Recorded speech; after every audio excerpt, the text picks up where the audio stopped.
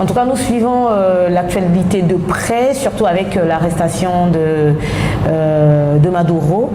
Que dit l'opinion internationale?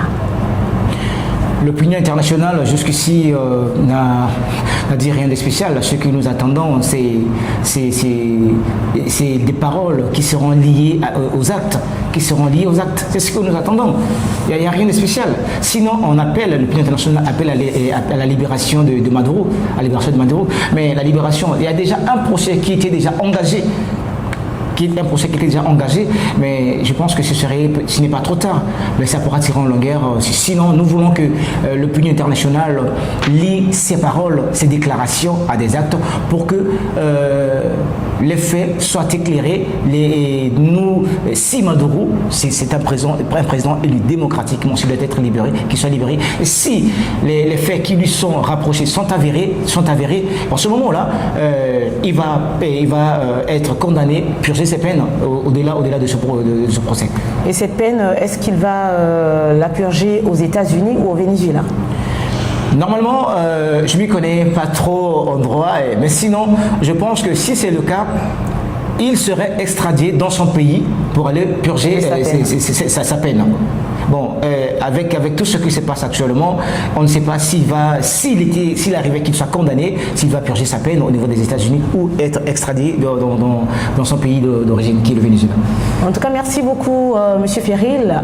Pour la suite de l'actualité, on parle de Maduro, parlons également de Delcy Rodriguez, la vice-présidente du Venezuela, qui a été désignée présidente par intérim après l'enlèvement de Nicolás Maduro. Qui est Delcy Rodriguez et quel avenir pour le Venezuela avec cette dame de fer? Monsieur Ferril, Delcy Rodriguez, qu'est-ce que ça vous dit déjà de la voir prendre la parole et dire tout ça devant le peuple? Delcy Rodriguez, c'est une femme de fer. Je vois que jusqu'ici, elle n'était pas connue par le grand public. Sauf pas mal des gens qui s'intéressent beaucoup plus à la politique. C'est une femme qui s'est engagée dans la politique en 2006. Et d'ailleurs, son papa était aussi un politicien. Il y a son frère qui est le président de l'Assemblée nationale, du Venezuela. Elle a occupé pas mal de fonctions au niveau du Venezuela. Elle a été ministre de la Communication, ministre des Affaires étrangères. Être aujourd'hui à la tête de son pays, étant intérimaire, je pense qu'elle a de quoi mettre les choses en ordre pour que la paix, la sécurité reviennent dans ce pays. Mais à quel prix? C'est les questions que nous nous posons tous. Alors justement, Delcy Rodriguez a-t-elle déjà commencé à entamer des discussions avec d'autres pays, surtout les grandes puissances? Là, je parle de la Chine, je parle de la Russie notamment. À la dernière information, déjà quand Maduro était arrêté, elle avait tenu parole, elle avait eu la parole en appelant la libération de Nicolás Maduro. Malheureusement, ce n'était pas fait. Mais quand elle a prêté serment en tant que présidente de la République, présidente de transition de la République, elle a appelé les États-Unis à négocier pour que les choses se passent comme il se doit. Et je pense que la Chine et la Russie sont des alliés du Venezuela. Et dans un futur proche, on pourra certainement entendre des rencontres pour trouver une solution pérenne et durable qui pourra faire à ce que les choses se passent bien et surtout une solution qui pourra reconstruire le peuple et réunir encore à nouveau le peuple vénézuélien qui est sans doute divisé avec des soulèvements déjà ce matin. Il y a des soulèvements, bien qu'on en parle peu. Donc je pense que c'est une dame qui peut faire quelque chose puisqu'elle connaît la politique, elle fait bien la politique, elle a des capacités, mais souvent lors de ces genres de tensions, c'est souvent difficile que la paix, sinon les choses reviennent à la normale tout de suite. Mais ça peut se faire, surtout avec l'aide des pays comme la Chine et la Russie qui sont des amis alliés du Venezuela. En tout cas, on parle des attaques, on parle des soulèvements. Peut-on aujourd'hui, avec Delcy Rodriguez, parler d'un bel avenir pour le Venezuela? Le Venezuela, c'est un pays depuis pas mal d'années où il y a des tensions politiques, économiques, des tensions sociales. Et vous savez, madame, souvent nous condamnons des gens qui arrivent au pouvoir. Mais quand on arrive au pouvoir, il y a des choses à régler. Mais pour que les choses se reviennent à la normale, il faut d'abord colmater déjà des brèches qui étaient ouvertes. Donc ça prendra certainement le temps, puisque elle a été nommée pour 3 mois pour 90 jours, renouvelable bien sûr, 90 jours renouvelable. Je pense qu'après cela, après 10 jours, et c'est à ce moment-là que nous pourrons faire un petit bilan par rapport à ce que, mais pour le moment, c'est très tôt de parler déjà d'un avenir meilleur pour le Venezuela, puisqu'elle vient d'être nommée avec cette crise. Ce ne serait pas toujours évident que les choses se passent bien, mais en 92 jours, 10 jours, on peut faire des choses, surtout sur le plan diplomatique, les choses peuvent vite se faire. En tout cas, on espère que tout ira bien pour le Venezuela, les accords avec les partenaires, surtout avec les grandes puissances. Parlons sport à présent. Les 8e de finale ont opposé la Côte d'Ivoire au Burkina Faso et l'Algérie à la RD Congo, avec une qualification pour les quarts face au Maroc ou le Sénégal. En tout cas, chers amis, chers téléspectateurs, chers internautes, j'espère que vous avez pris beaucoup de plaisir à suivre ces matchs hier. Monsieur Ferril, avez-vous suivi le match d'hier? Disons les matchs parce qu'il y en avait 2 sur l'affiche. Et on a vu, déjà on parlait du match Algérie-RD Congo, avec sur les réseaux sociaux on voyait des humoristes, des présentateurs et même des influenceurs donner de la force aux équipes, que ce soit du côté de l'Algérie ou du côté de la RD Congo. Alors vous supportiez quelle équipe déjà? Mais avant tout, je suis un fan de football. Je suis un fan de football. Et à notre grand regret, notre pays, qui est la République du Congo, n'était pas qualifié. Et on était là, on était des spectateurs. Et comme a dit un humoriste congolais, Herman Amissi, on restait là à sauver le fleuve, notre bien commun. Et vraiment, j'ai suivi ce match très passionnant entre l'Algérie et la RDC. Un match qui a laissé traîner le suspense jusqu'au bout, puisque l'Algérie a marqué son but à quelques minutes du terme de la deuxième partie de la prolongation. C'était vraiment très chaud.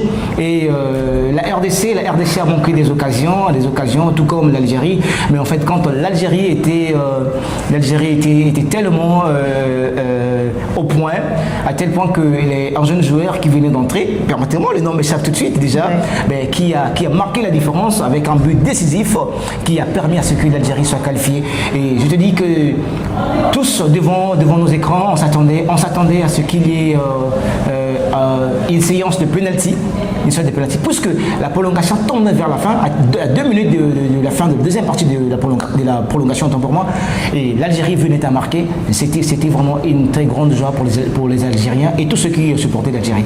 Au grand regret de la RDC, qui a bien joué, a su gérer son match jusqu'au bout, mais malheureusement, il n'était pas si efficace face à l'Algérie. En tout cas, l'Algérie a vraiment pris possession du ballon à 55%, il faut le signaler. Et au tir au but, on doit le signaler, il y avait 15% du côté algérienne et 10% du côté RD Congo. Concernant les tirs cadrés, il y avait 5%. Pas les tirs au but, les tirs cadrés. Les tirs cadrés, tout à fait, voilà. Parce qu'ils ne sont pas arrivés. Les frappes, voilà, concernant les frappes, il y avait 15% du côté algérienne et 10% du côté de la RDC.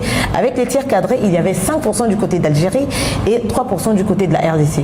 En tout cas, l'Algérie a eu la possession du ballon. Il y a un fait qu'il faut... Et il y avait aussi beaucoup d'opportunités. Tout à fait, beaucoup d'opportunités. Vous savez, la RDC a eu des opportunités comme l'Algérie.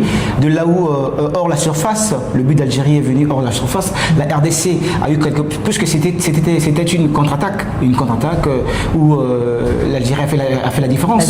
Donc la RDC venait de manquer son occasion, une contre-attaque qui a permis à l'Algérie de prendre l'avantage.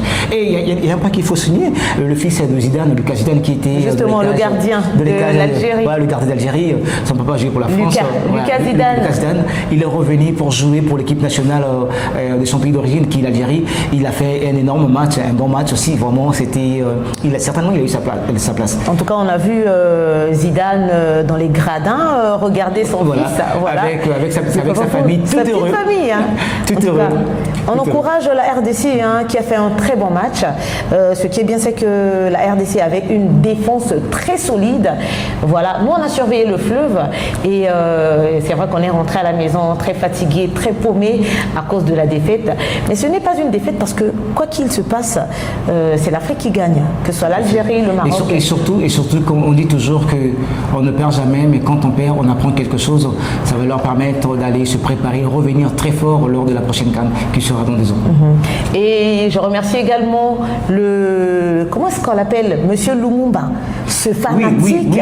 Ce personnage qui a ébloui les réseaux sociaux, avec sa main tendue vers l'avant, statique, et la coiffure de Lumumba, cet homme politique de la RDC, qui a marqué vraiment l'histoire de la RDC, et c'était vraiment émouvant. Et le gars a fait parler de lui sur les réseaux sociaux. C'était vraiment émouvant. Et à la fin, j'étais très écœuré de voir qu'à la fin, le monsieur, il a pleuré. Il a pleuré. C'était très compliqué. Mais c'est ça le football. Oui, vous savez que le foot, on donne notre corps, on donne nos émotions, nos âmes, on donne tout ce qu'on a pour le football. Et lorsqu'on est supporter, c'est pas facile. Déjà faire le voyage jusqu'au Maroc. Félicitations à tous les amis. Il y avait toute l'Afrique qui était là. Les Congolais, on avait Kofi de Brazza qui se trouve actuellement,